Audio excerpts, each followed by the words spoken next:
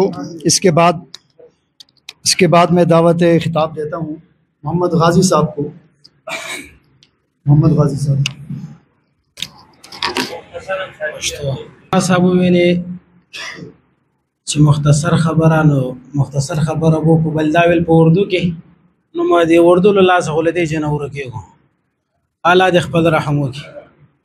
عاجزان او محترمو نن چې موږ او تاسو راځو سویو دا د علماو په برکت چې موږ او تاسو د وحدت کوم لا سره ورغو او دلته رالو ګورې د موږ او د تاسو دلته را تک دا مقصود لري د علماو چې راوغختلو دا په خوار او غریب باندې ترس کوي.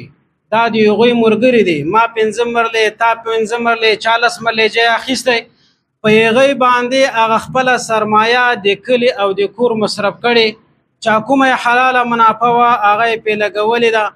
اوس هغه خلک راځي چې لمون سره په یوځای کې دوکه کړي او بیا یې را سره کوي. نو موږ به د خپل ځان لپاره د خپل مکانو لپاره د خپل آینده نسل لپاره دا کوشش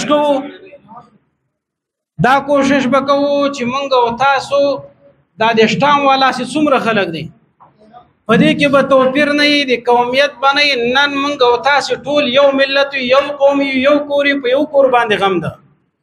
موږ او تاسو به ټول سره یو کېږو دا کو څومره شتامونه وي څومره شیان وي دا براوړو د علماو جولې ته به ورچو.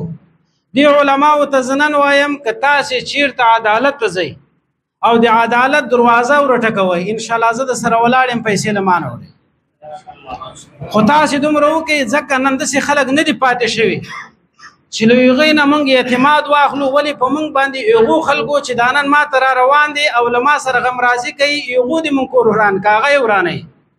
هغه خلک دا کوشش کوي چې دا خلک له دې ځای نه لرې شي.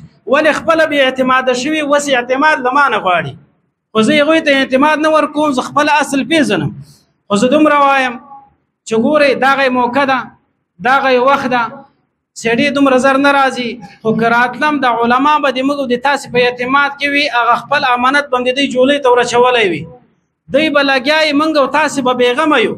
ګورئ یو کور ته که یو کور خپل چوکیدار ونه ساتي او یو کور د خپل ځان تحفظ ونه کړي په هغه کور باندې غله راځي نو ګورئ د غلو دپاره به ځان بیدار ساتو. د هغوی دا طریقه ده چې دوی ته به خپل اعتماد ورکو او چې خپل اعتماد هم ورکړل هغه نه وروسته که چېرته څه مسله وه څه خبره وه دا علما به انشاءالله د موږ او د تاسې نه بغیر حل کوي او الله تعالی دې دوی ته هم توفیق ورکړي او موږ ته دې مالا توفیق راکړي چې موږ تاسې یو وحدت راولو او موږ او تاسې الله په دې خپل منشن کې کامیاب کړي. واخر دعوانا ان الحمد لله رب العالمین.